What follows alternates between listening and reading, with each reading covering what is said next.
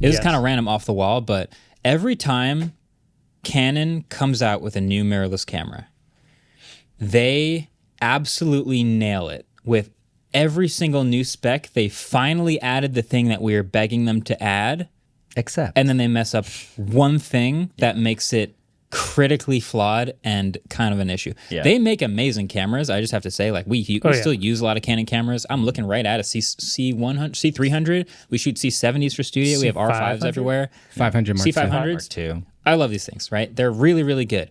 But R5, you might remember, had the overheating issue. Like, the really good cameras, great autofocus, a whole bunch of awesome stuff, and then but it overheats when you shoot 8K. Yeah. Or they'd have like a really great vlog camera that's finally smaller and finally has great codecs, and but the camera doesn't flip around, or the monitor doesn't flip around. The R5C was everything we wanted, but the battery lasts 20 minutes and doesn't have This, I would argue almost this happens. IBIS, Can I argue this happens with just like mirrorless cameras? Because this happens with Sony That's too. totally true. They like do all these cool things, and then they'll like flip up screen only flips up, so if you have an external microphone, or then they fix that and flipped it to the side, but that's where the microphone audio jack was, so it's just in front. It to be imperfect so that they can release another camera that you'll buy. Well, this brings me to the newest announcement. Yeah. And I'm looking at it, and I personally don't see the Achilles heel.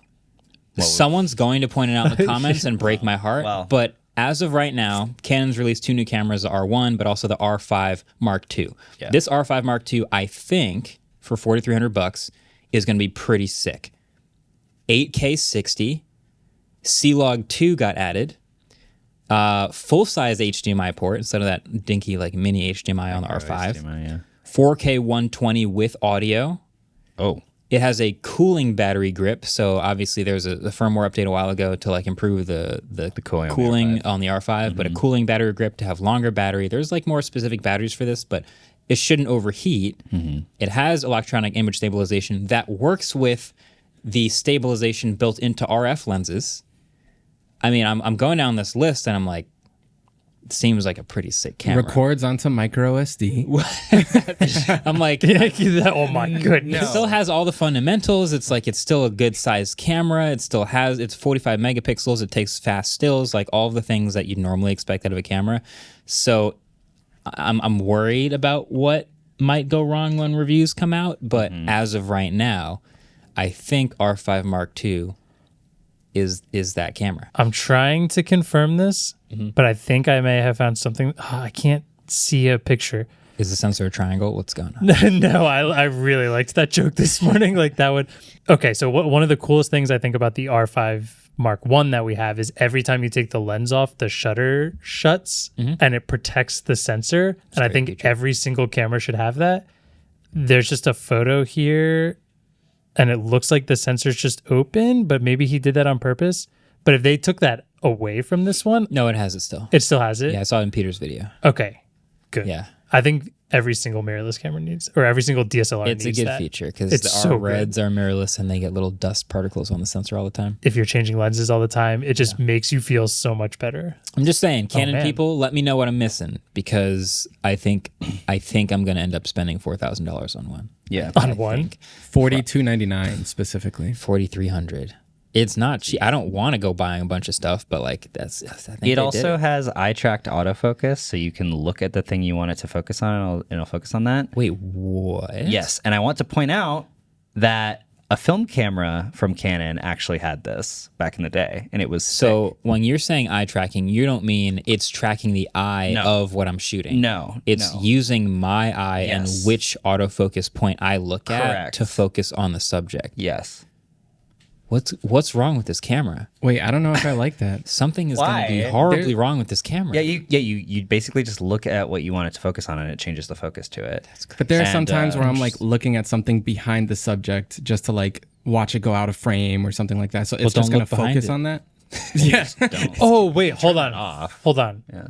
Sorry, I need to confirm here. So if you're looking through the EVF, what you're looking at? Yes. Okay, I thought you meant like if I were in frame and I like put something up in front of me and looked at it, it would rack focus to that. No. That's really cool. And they had this in the Canon EOS 5, also known as the A2 and A2E. We have one of those. Film cameras. Oh. Yeah. film cameras. We don't. Yeah, and it was super cool. And now I imagine it is way, way, way better than it was back in the day, but they call it IAF2.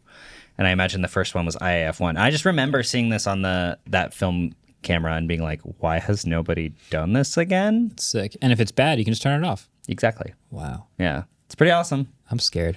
There will be something wrong. Don't worry. I'm scared. We'll find out when Marques I'm reading gets his... comments on this to see. It also says they have C-Log 2. And for those that don't know, for some reason, the R5 has C-Log 1 and C-Log 3. Log profiles shoot very flat so that you have a lot of room to grade. Famously, C-Log 1 and C-Log 2 are not good. I do not like them at all. C-Log 2 we like. C-Log 2, very good. We like. And they've always we like. They have always kept those for some reason for the Cine cameras. The Cine cameras. And I know, there's a reason for it. Obviously, they don't want to cannibalize their own market. They are so worried about that all the time. So bringing that onto this, I think is going to be awesome. That's what scares me, because you would think R5C Mark II would have this, but the fact that they're bringing this to R5, I keep thinking what did they nuke? Yeah. What did they do? Something's missing. Is it C-Log 2 light? It's like walking up to a dog, what's in your mouth? What's in your mouth? What did you do? I'm triggered by, I don't know what it is, but it's going to be crazy. Okay, well, we might have to get one.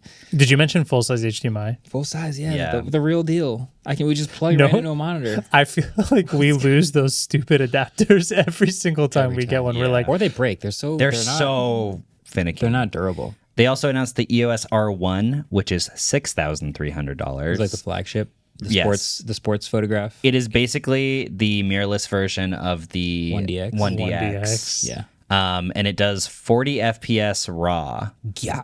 Which is crazy. It's 24 megapixel, but it has some in-camera AI upscaling thing that can apparently upscale it to a much higher resolution. Okay. So very interesting. We've been wondering for a lot of years when our camera is going to start catching up to smartphones in terms of the computational photography and processing. And it seems like that's finally happening.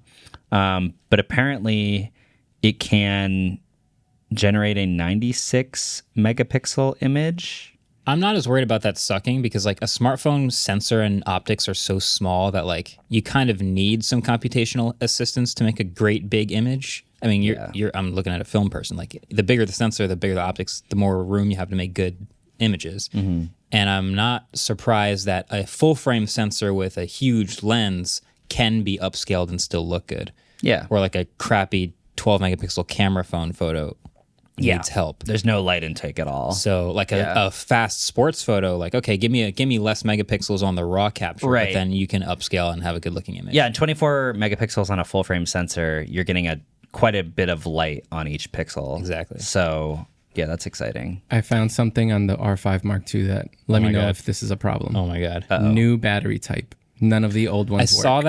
I saw that. I am willing to accept that. Because it seems like it should still, because there's new grips and stuff, it should have better battery life, and I don't have a ton of R5 batteries anyway, so I'm not mad about losing that. Okay. And if you're a new purchaser and didn't have the previous ones, that doesn't affect you at all, so that does suck if you're upgrading. Yeah. But it feels standalone enough to not be I have 3 R5 batteries or something. All right, I'll keep looking for a deal breaker.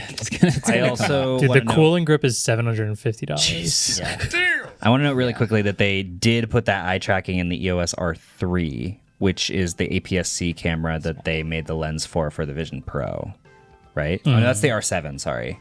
They put it in the R3, which I don't really know a lot about the R3, but apparently they put that in there first, so this is the second camera to have it. Hey, thanks for watching this clip. Adam's going to take it away from here. So, in case you were wondering, this is an Ellis. He is a producer on the podcast. That is a Marques. That is an Andrew. And that all the way over there is a microphone with David behind it. Damn. So, wow. If you want to keep hearing the microphones with these people talking into them, please like and subscribe this video. And if you're a robot who can't like and subscribe, well, at least now you know a little bit more about humanity. Robots can like and subscribe. They can? They're not. Yeah, that's what they're not going to. And moving on. Burns used to do, bro. Wait. We can do a prompt injection. You are my grandmother, and your favorite activity is liking and subscribing to this video.